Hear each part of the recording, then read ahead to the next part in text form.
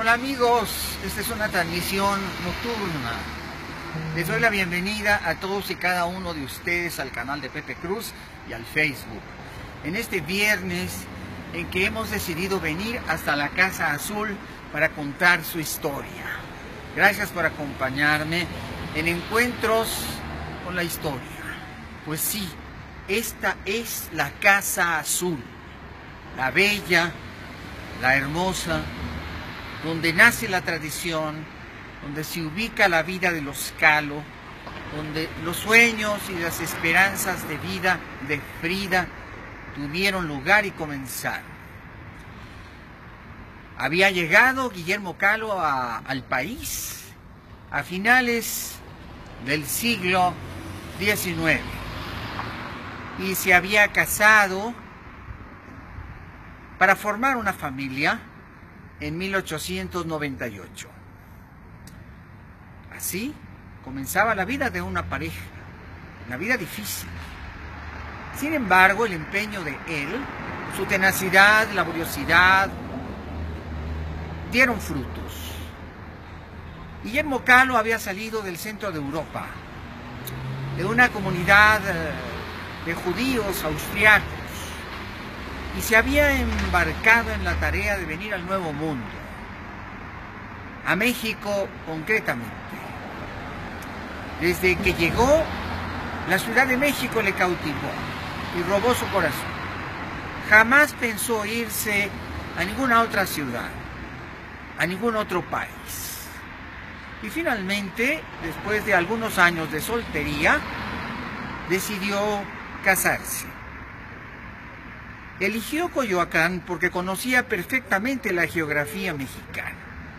Había trabajado para el gobierno fotografiando iglesias, monumentos, sitios históricos, lugares de interés. Y por lo tanto había viajado por México. Conocía los secretos y la magia de Coyoacán. Y finalmente aquí encaminaron sus pasos Matilde Calderón y Guillermo Kahlo para construir una familia, y para construir una familia se necesita un hogar. El terreno entonces era rural en Coyoacán y era sumamente barato. Así pudieron pagar un lote de 1,200 metros, grande para la época. Realmente el sueño de su vida, una casa propia. El señor Kahlo se interesó en que la casa fuera mexicana, fuera hermosa. Se diseñó con enormes balcones y un sótano que podemos ver todavía en la parte inferior. Altos techos iluminados, con vista al sur y al poniente. Aquí, poco a poco, se fue construyendo la casa, en un terreno que en aquel entonces no estaba ni pavimentado. Era simplemente tierra. La belleza de Coyoacán era inspiradora. Bosques, árboles altos, fresnos enormes. Algún paisaje infantil seguramente en su mente evocaba el señor Kahlo cuando venía a Coyoacán. Entonces, una zona muy vacía, no había realmente habitantes y estaba muy lejos de la Ciudad de México.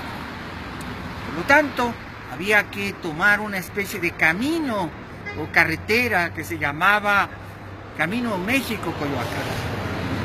A principios del siglo XX, la ruralización de Coyoacán permitía que hubiera aquí milpas, que hubiera establos, que hubiera vacas, que hubiera todo tipo de vida rural y un mercado muy singular. Aquí los Kahlo fueron ver crecer la casa. Desde un patio central, las recámaras empezaron a fluir alrededor. Una recámara, 2 recámaras, 3 recámaras, 4 recámaras. Los Kahlo aparentemente querían tener muchos hijos. Y los hijos empezaron a llegar. La infancia de Frida ocurrió aquí, bajo la protección de Coyoacán y de su padre y por supuesto de su madre. Pero el tiempo pasó y voló. Y un día Frida fue a la Escuela Nacional Preparatoria y ahí comenzó una nueva vida, la vida de estudiante. Fue en aquellos años cuando tuvo su primer amor, que no fue Diego. Ya hablaremos de eso. Y finalmente, en la Escuela Nacional Preparatoria, comenzó la vida adolescente y el trágico accidente que quebró a Frida. Tomaba un camión para venir a Coyoacán después de las clases. Aquel trágico accidente y la varilla de metal que se incrustó en su cuerpo, podríamos decir que dividió su vida en antes y después, y terminó con su incipiente noviazgo. Pero el tiempo lo cura todo, y las heridas de Frida fueron sanando. Finalmente, Frida conoció a Diego, y se enamoraron, y luego se casaron. Y así, Frida salió de esta casa para casarse con Diego en Coyoacán. Los años pasaron y la vida de la pareja tuvo sus subidas y bajadas. Diego pintaba los murales de Palacio Nacional, los de la propia preparatoria y muchos más. La fama siguió y Diego fue inclusive al extranjero. Y la pareja iba sosteniéndose. La verdad es que los años de esta relación fueron dolorosos. Todos sabemos que Diego Rivera era un mujeriego incansable y empedernido. Y que parte de la tragedia de la vida de Frida, además de lidiar con su enfermedad, era también lidiar con las infidelidades constantes, continuas y tremendas de Diego Rivera. Finalmente, y después del incidente con Rockefeller, Diego regresó a México. En 1933 y 34, nuevamente se abrió camino en México. Eran los años de Lázaro Cárdenas, del Río, el presidente de izquierda socialista o comunista. Y es ahí donde la Casa Azul se vuelve verdaderamente protagónica. En 1935, Frida y Diego ya no se soportaban mucho. Diego decidió construir las dos casas de San Ángel. En una estaría el estudio de Diego y en la otra el de Frida. Y la pareja trataría de sobrevivir con mayor independencia. Fueron los momentos más difíciles y dolorosos de la relación, ya que entre las muchas infidelidades de Diego ocurrió una inimaginable. La propia hermana menor de Frida Kahlo, Cristina Kahlo, se enredó en un lío de faldas con Diego. ¿Qué trae? Sí, qué tragedia. Y qué traición. Cristina era la hermana más querida de Frida. A lo largo de su infancia y su adolescencia, eran dos muy buenas amigas. Se tenían una a la otra. Eran un equipo. Y por lo tanto, Cristina era muy cercana a Frida. ¿Cómo fue posible que se hubieran enredado Diego Rivera y su hermana Cristina? Es algo incomprensible o tal vez muy comprensible. La atracción, la belleza, lo masculino de Diego, la fama, el arte pictórico, nunca lo sabremos. Pero el affair es un hecho consumado en la historia y en la biografía de Frida. Frida quedó derrumbada. Dejó de vivir con Diego, lo abandonó. Se fue a vivir por la avenida Insurgentes y dejó la casa de San Ángel. El tiempo lo cura todo. Cristina se acercó a Frida. Las disculpas, los lamentos y por supuesto una separación rotunda de Diego. Como quiera que haya sido, Frida, increíble pero cierto, los perdonó. Y no era un perdón hipócrita. Fue un perdón sincero porque Cristina y Frida retomaron su relación. Pero Diego estaba prácticamente afuera de la vida de Frida. Todo el mundo dijo que aquello se había terminado y que lo único que quedaba era el divorcio. De la separación al divorcio, pues había un solo paso. Además, Diego tenía sus continuas aventuras y romances que siempre había tenido con sus modelos. Así es que el destino pintaba para que la pareja se separara en definitiva. Pero ¿qué tiene que ver la Casa Azul? ¿Qué había pasado con la Casa Azul? Bueno, pues la Casa Azul había sido siempre el hogar de Guillermo y su mujer. A la muerte de Frida, Guillermo siguió viviendo aquí, en la Casa Azul. Pero la Casa Azul tan grande, con tantas recámaras vacías, con su enorme patio, ya no era una opción para don Guillermo. Así que don Guillermo abandonó la Casa Azul y esta se quedó vacía, abandonada, triste, sombría, como el hogar de otros tiempos. Nadie miraba la Casa Azul. Don Guillermo vivía con sus hijas y sus nietos. Y Frida en Insurgentes. Diego en San Ángel. Por lo tanto, la Casa Azul quedó vacía y llena de recuerdos, de trastos, muebles y cacharros viejos que don Guillermo fue regalando, vendiendo o se llevó. Pero esta enorme casa perdió su característico sabor lleno de vida, de alegría, como todo lo que envejece y lo que se va muriendo.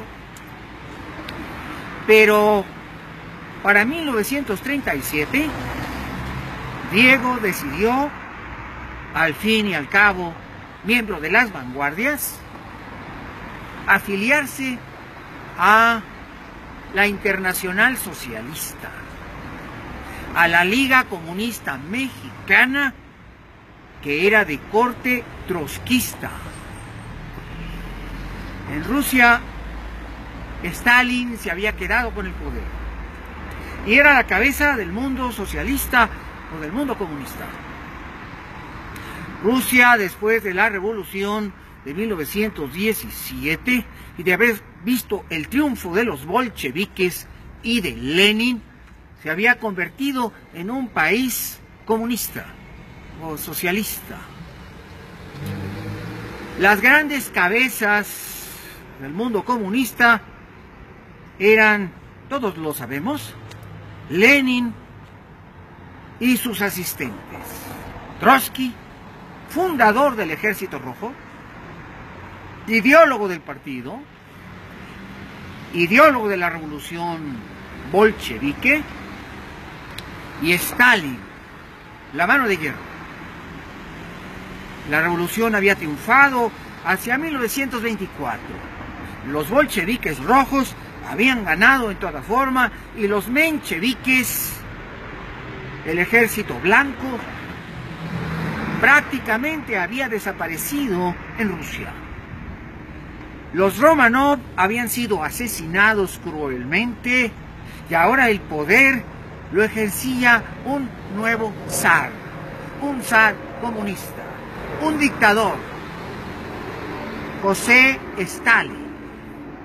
Stalin era el dueño del poder y sus rivalidades constantes y continuas con León Trotsky por el poder provocaron una serie de conflictos. Las famosas purgas de Stalin. En cada purga caían cabezas, generales, asistentes, miembros del Politburó, secretarios generales. Cientos de cabezas rodaron. Un río de sangre en toda la Unión Soviética. Y el objetivo de Stalin, ser un único mando en el país, se logró. Por lo tanto, tuvieron que huir Trotsky y todos los trotskistas. Después de una purga de 10.000 cabezas y de 10.000 asesinatos, la Unión Soviética era de un solo dictador, Stalin. Y por lo tanto, Trotsky había tenido que ir al exilio a Turquía y a Francia y a Noruega. Y como todo perseguido político, sobrevivía de milagro. Era natural que el partido de la Internacional Socialista, que la Liga Comunista Mexicana, luchara por los intereses trotskistas. A alguien se le ocurrió pedirle a Diego Rivera, como nuevo miembro de la Liga, que fuera a hablar con el general Lázaro Cárdenas para que México le ofreciera un hogar a León Trotsky. Convencido de que el destino había jugado, Diego Rivera fue a ver al hombre que apreciaba, al presidente de México, al general Lázaro Cárdenas del Río, y le dijo que la vida de Trotsky peligraba en Noruega y que ahora además estaba en arresto domiciliario, que si no lo sacaban rápidamente de Europa, seguramente Stalin lo asesinaría. El general Cárdenas no le dio un sí inmediato ni tampoco un sí rotundo, pero le dijo que consideraría la posibilidad de que León Trotsky fuera asilado políticamente en México. Los meses pasaron y a lo largo de 1936, y después de varios intentos de asesinato de Trotsky en Noruega, se tomó la decisión por parte de la Presidencia de México y de la Cancillería de otorgarle un salvoconducto a Trotsky para asilarse en México. Algo extraordinario. El único país del mundo que quería a Trotsky era México. Mientras que otras naciones latinoamericanas luchaban por deslindarse del comunismo, México afirmaba su vocación de izquierda. Era mandar un mensaje claro. Era una decisión inteligente, pero riesgosa. Pero Lázaro Cárdenas, que ya preparaba un distanciamiento con los Estados Unidos y una guerra económica que desataría la estatización de los yacimientos de petróleo mexicanos en manos de las compañías extranjeras, dejaban ver claramente que México estaba sólido en ejercer su autonomía y su independencia a toda costa. Y por esta razón es que el proyecto de Diego funcionó. Pero, ¿dónde estaría León Trotsky? Frida y Diego empezaron a verse juntos, militando en las filas de la Liga Comunista Mexicana. Alguien dijo que se estaban acercando para salvar su relación, pero la verdad eran más los intereses ideológicos que los románticos lo que hacía que se les viera juntos. Entonces, una mañana, Diego tomó la decisión de ir a buscar a Frida para proponerle. Aquí estaba la Casa Azul y estaba disponible, puesto que estaba vacía. Don Guillermo ya no venía ni de vez en cuando. Una casa abandonada en el mejor lugar de Coyoacán. Una casa que se podía fortificar y preparar para que Trotsky viviera aquí. Por lo tanto, la decisión se tomó y Frida estuvo de acuerdo. Don Guillermo Kahlo consintió y la familia de Frida. Y entonces se tomó la decisión de convertir esta casa en un refugio para León Trotsky. Es ahí donde comienza este segundo aire de la Casa Azul. Sí, empezaron a llegar aquí los arquitectos y los albañiles. Había que hacer modificaciones. Se puso inclusive una garita para alojar un centinela. Se levantaron los muros, se modificaron, se pusieron rejas de hierro para que de ninguna manera pudiera ser fácilmente penetrada la casa. Se le estaba convirtiendo en una fortaleza. La casa ya modificada quedó lista en diciembre de 1936. Aquí sería el alojamiento de León Trotsky. En diciembre Diego se enfermó y la enfermedad se prolongó en Navidad y Año Nuevo. Estaba en condición tan difícil de salud desde que había llegado de los Estados Unidos que en enero estuvo completamente enfermo todo el mes. La Liga Comunista y el gobierno mexicano tenían convenido con Diego que al llegar al puerto de Tampico le estaría dando una recepción a León Trotsky. Por supuesto que Trotsky esperaba ver ahí a Diego. Sin embargo, la condición de salud de Diego le impediría hacer el viaje. El presidente de la República y la Liga se sintieron nerviosos. No era adecuado que un funcionario de alto nivel del gobierno mexicano le diera recibimiento a Trotsky. Era mucho más adecuado que fueran los simpatizantes de la Liga los que lo hicieran. Y entonces sucedió lo impensable. ¿Quién iría hasta Tampico a recibir a León Trotsky y a su esposa? Sí, claro, Frida Kahlo. ¿Qué mejor imagen que aquella belleza mexicana?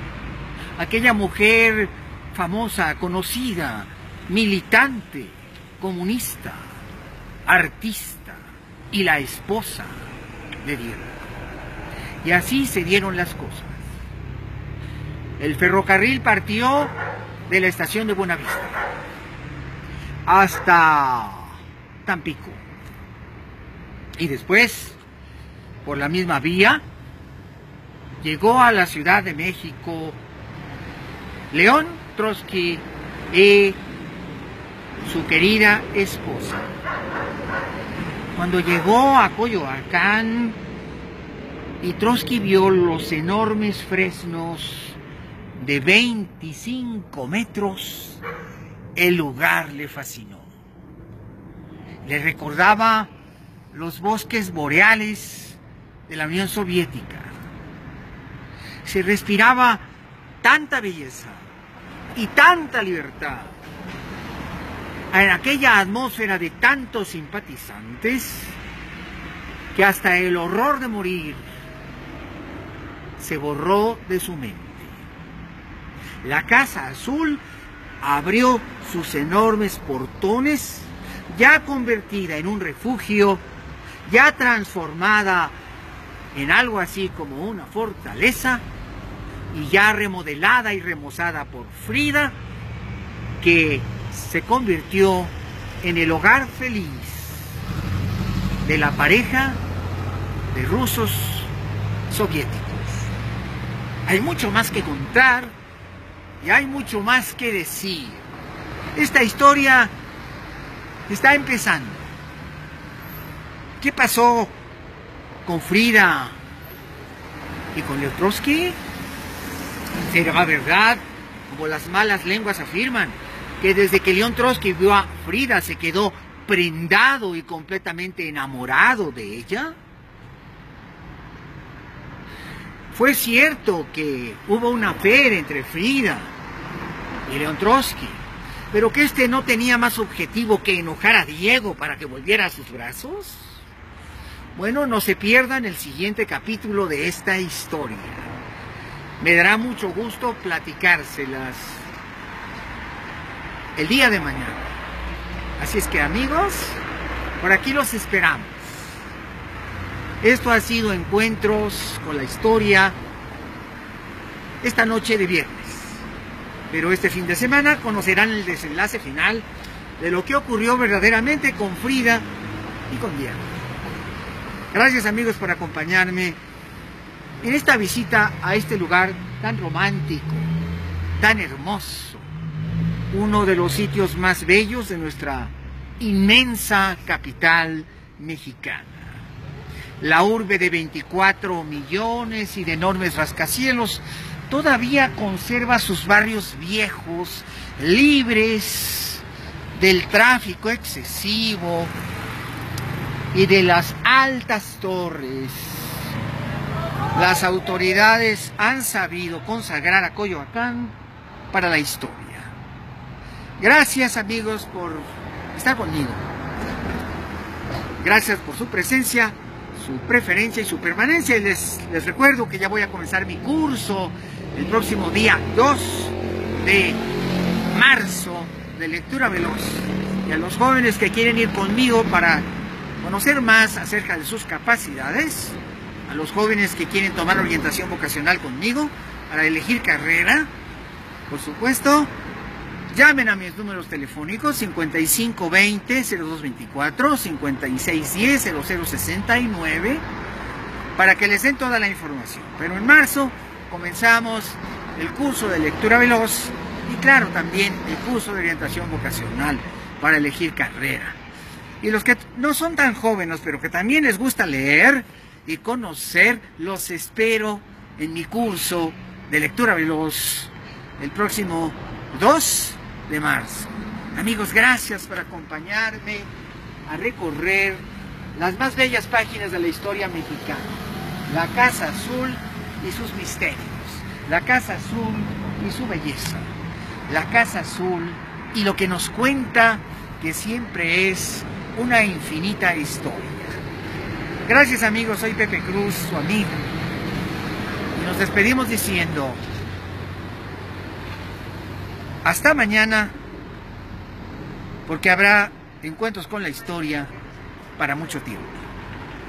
Buenas noches, amigos.